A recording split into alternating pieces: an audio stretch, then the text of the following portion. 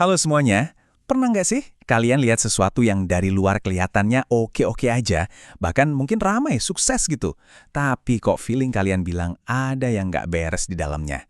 Nah, hari ini kita bakal bongkar sebuah pola yang tersembunyi, sebuah keruntuhan senyap yang terjadi pelan-pelan di depan mata kita, dari warung kecil di ujung jalan sampai negara adidaya.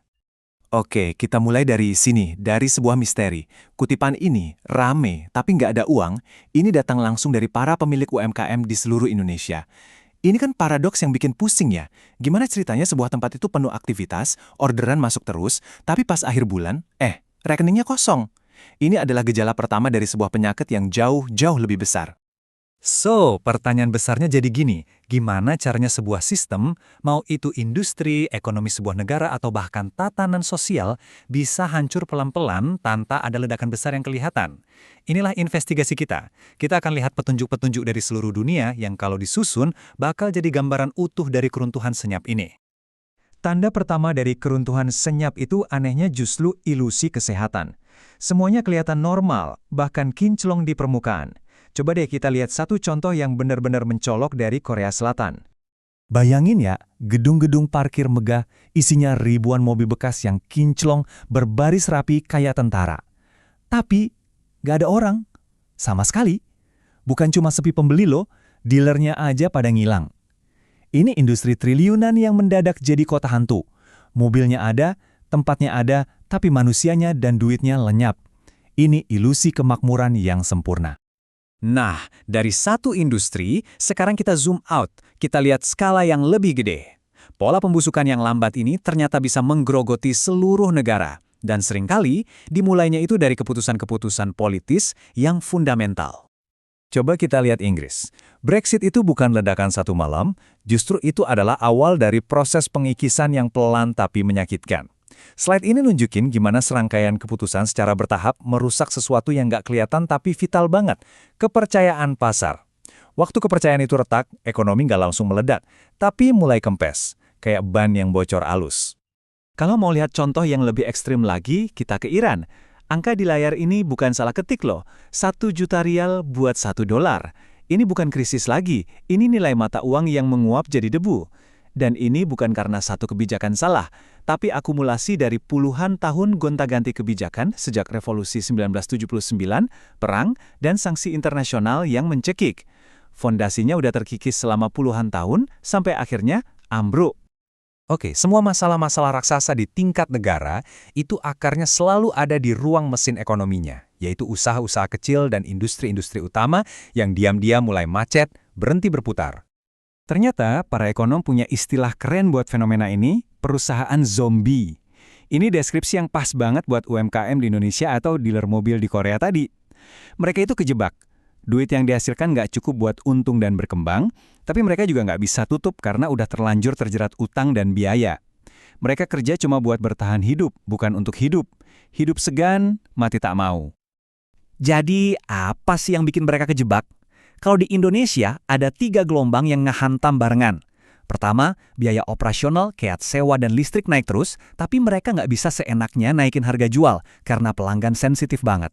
Kedua, ketergantungan sama platform digital yang motong porsi pendapatan mereka gede banget. Ketiga, loyalitas pelanggan sekarang bukan ke warungnya, tapi ke diskon dari aplikasi. Intinya, mereka kehilangan kendali atas untung rugi bisnisnya sendiri. Kalau di Korea, pemicunya lebih jeger gitu. Brutal dan cepat. Lihat grafik ini. Bertahun-tahun, dealer mobil di sana bangun bisnis di atas utang murah. Bunganya cuma 0,5%. Terus, dalam waktu singkat, bank sentral naikin suku bunga jadi 3,5%. Hancur! Seluruh modal bisnis mereka rontok dalam semalam. Biaya utang meledak, pembeli ngilang.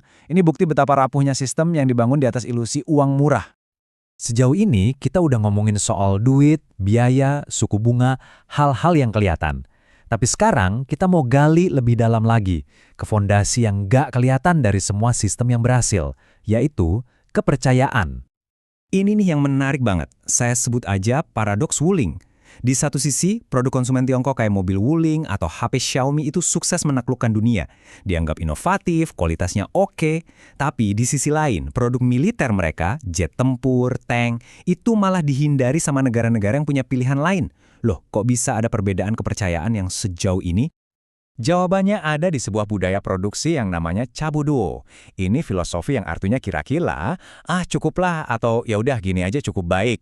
Mentalitas ini oke-oke aja buat produk konsumen. Kalau HP-mu nge-lag dikit, ya paling cuma sebel. Tapi di industri militer, cukup baik itu artinya kematian. Nggak bisa dong punya jet tempur yang radarnya cukup baik. Nah, defisit kepercayaan ini asalnya dari kelemahan struktural yang dalam banget. Runtuhnya kepercayaan ini nggak cuma soal produk loh, tapi bisa juga terjadi di level masyarakat. Coba lihat Swedia, yang dulu dikenal sebagai surga perdamaian. Akibat kegagalan integrasi, muncul masyarakat paralel di mana aturan negara seolah nggak berlaku lagi. Kepercayaan pada kemampuan negara buat ngasih rasa aman runtuh, dan akhirnya memicu krisis nasional di mana pemerintah sekarang secara efektif bayar orang buat pergi dari sana. Oke, kita udah lihat pola keruntuhan yang jelas di berbagai bidang. Tapi, gimana kalau apa yang kelihatan seperti keruntuhan itu sebenarnya adalah sesuatu yang lain sama sekali? Pertanyaan ini membawa kita ke contoh terakhir kita yang menantang semua yang baru aja kita pelajari. Siap-siap, karena ini bakal mengubah cara kalian melihat sebuah kegagalan. Ingat dong soal metaverse-nya Meta, publik dan media ngetawain habis-habisan, dianggap sebagai kegagalan terbesar dalam sejarah teknologi. Mark Zuckerberg seolah-olah bakar $80 miliar buat video game yang grafiknya jelek dan nggak ada yang mainin. Kelihatannya sih ini contoh sempurna dari perusahaan yang runtuh karena kesombongan. Tapi terus, lihat ini. Setelah bakar duit sebanyak itu, harga saham Meta justru meroket ke level tertinggi sepanjang masa. Gimana ceritanya? Kok bisa? Gagal $80 miliar malah bikin sukses gila-gilaan? Ini kontradiksi yang harus kita pecahkan. Dan disinilah leluconnya terungkap. Teorinya gini. Kegagalan publik metaverse itu cuma pengalihan isu yang disengaja. Waktu seluruh dunia sibuk ngetawain avatar tanpa kaki, Meta diam-diam pakai $80 miliar itu buat borong ratusan ribu GPU canggih, itu loh otaknya AI, dan ngebangun infrastruktur kecerdasan buatan paling kuat di planet ini. Mereka menyembunyikan strategi asli mereka di depan mata kita semua. Jadi, ini meninggalkan kita dengan satu pertanyaan terakhir yang lumayan provokatif. Ketika kita lihat sesuatu yang kelihatannya gagal di sekitar kita, sebuah bisnis, sebuah kebijakan, atau sebuah proyek, apakah itu keruntuhan yang nyata seperti yang kita lihat di Korea, Inggris, dan Indonesia? Atau jangan-jangan itu lelucon Meta, sebuah kegagalan yang sengaja dirancang buat menyembunyikan tujuan yang sebenarnya? Apa nih yang seharusnya kita perhatikan?